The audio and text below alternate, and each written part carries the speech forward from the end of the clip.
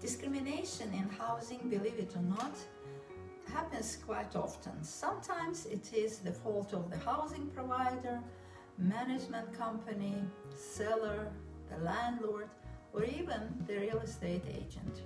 One of the forms of discrimination is based on familial status.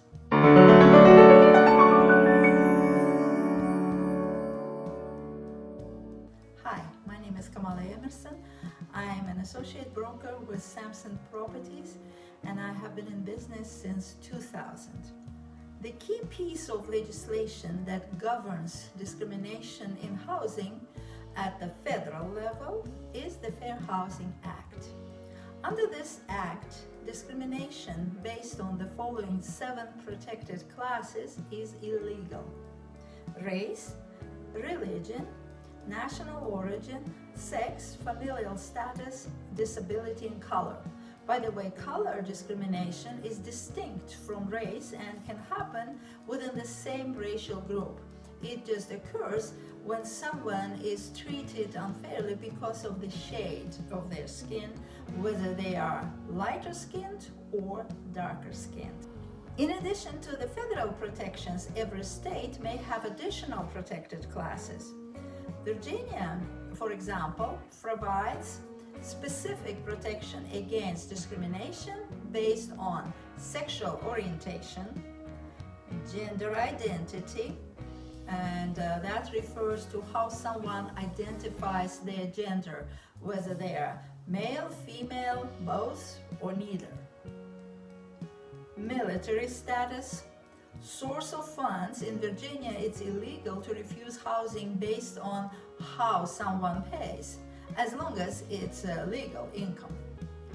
And one more protected class in Virginia is elderliness. The law protects individuals 55 years and older from housing discrimination.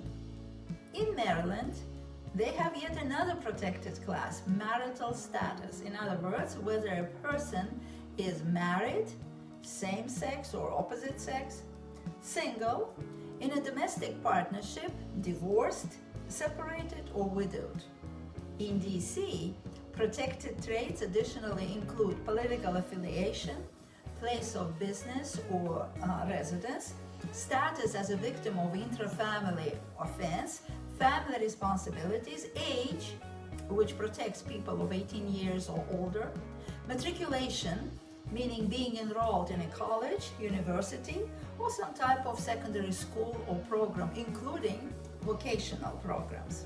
Personal appearance, outward appearance including hairstyle and color, facial hair, tattoos, body size or shape, and body piercings. Protected traits of sex includes a woman's right to breastfeed. All in all, there are 23 protected traits under the DC Human Rights Act. 20 of them apply to housing discrimination. Today, I want to zoom in on familial status as a protected class. So familial status refers to one or more children under the age of 18 who are members of the household because of their birth or adoption, or because they have been legally placed in that household. In other words, whether they live with a parent, a legal custodian, a designee with parent's authorization, as well as to a pregnant woman or someone in the process of gaining custody of a child. Discrimination in this protected class also includes placing limitations on the number or age of the children in the family. Recently, I've been approached by a realtor who suggested that I should start looking for housing for a former client of mine whose toddlers have been bothering the neighbors who live downstairs. Well, the neighbors keep complaining that the children are running around. So on the one hand, I do understand that the children may get noisy and bothersome. So I suggested that my ex-client cover the floors with extra rugs, which she did. On the other hand, no one can expect that she should also add insulation inside the walls so that the children's cries or laughter do not disturb neighbors, especially those with heightened sensitivity to noise. What is important, by the way, is that the children, in this case, go to bed no later than 8 p.m. So all the noise subsides by then. If the agent or landlord demands that they move out, it will be discrimination that may cost them a lot of money. Another example of outrageous discrimination is evicting a woman from her apartment because she became pregnant. Yet another discrimination is requiring a larger security deposit. For example, if the ad says that the deposit is a 1 month rent, and when seeing that the tenant has 3 children, the landlord wants to double or triple the deposit, it will be discrimination based on familial status. Enforcing stricter rules for residents with kids is also illegal.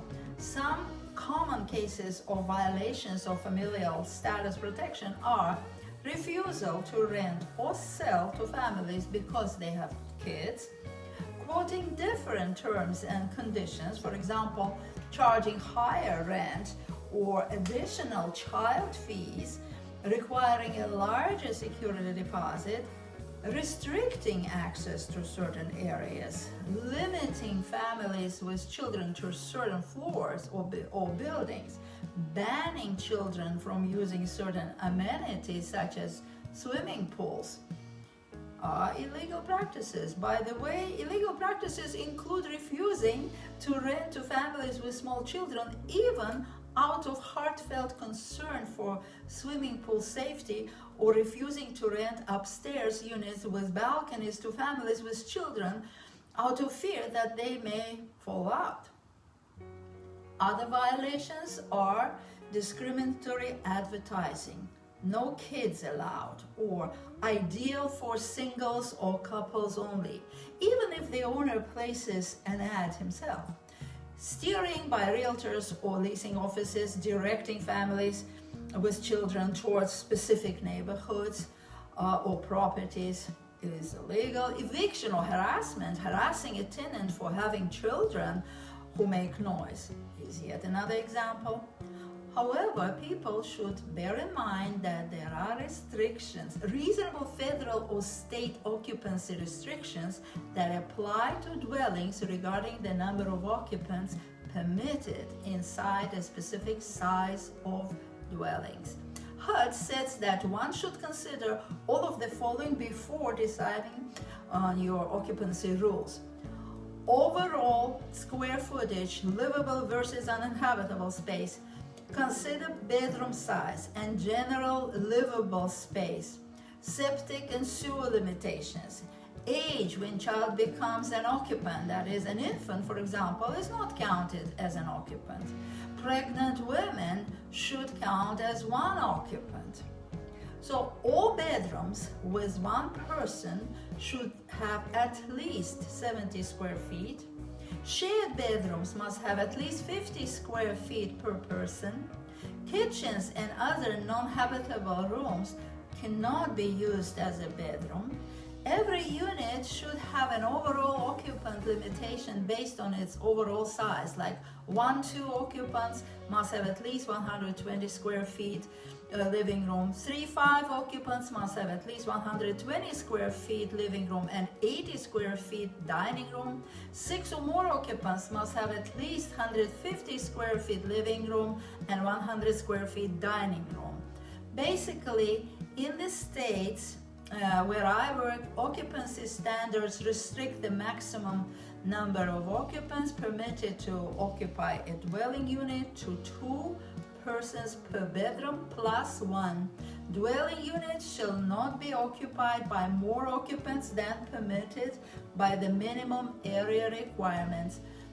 No restrictions can be more restrictive than 2 persons in an efficiency and 3 in a 1-bedroom apartment. In DC, occupancy standards establish 70 square feet first person and 50 square feet additional person in the bedroom. Plus, additional persons should be permitted if there is substantial square footage or additional rooms which could be easily utilized as bedrooms, den areas, for example. In other words, if you have 6 children and 3 adults in your family, then you may occupy, for example, a 3-bedroom house, provided there is a living room, family room, den, or some space that can be used as a sleeping area. And importantly enough, square footage. So if you have 2 children, 3 people altogether, and want to rent a 1-bedroom apartment, you can do that despite the objection of the landlord.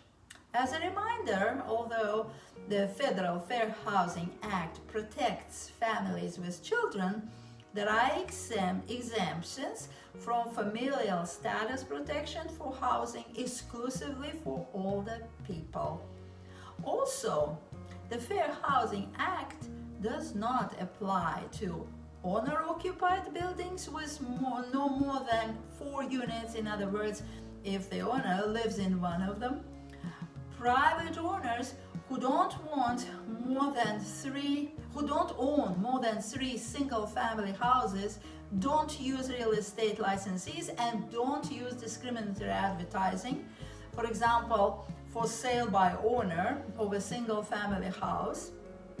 Housing operated by organizations and private clubs that limit occupancy to members. The sale or rental of a single-family home is also exempt when the transaction meets all 3 of these criteria. The home is owned by a person or couple who does not own more than 3 homes at one time and who does not sell more than one every 2 years. A real estate professional is not involved in the transaction with the seller, and discriminatory advertising is not used. In conclusion, I want to add that you should know your rights and always abide by the law. When in doubt, read the code or ask a lawyer. All the information is available online too. Don't discriminate and do not easily give up if you are discriminated against. No one deserves to be treated unfairly. Everyone deserves to live in a space where their rights are respected and where they feel safe. Thank you for watching this video. I hope you learned something about this particular aspect of housing discrimination, and I wish you all the best in your search for suitable housing. Remember, knowledge is power. Discrimination can be difficult to prove. Fair housing groups can render assistance. If you like my posts, please subscribe and leave a comment. I will greatly appreciate it.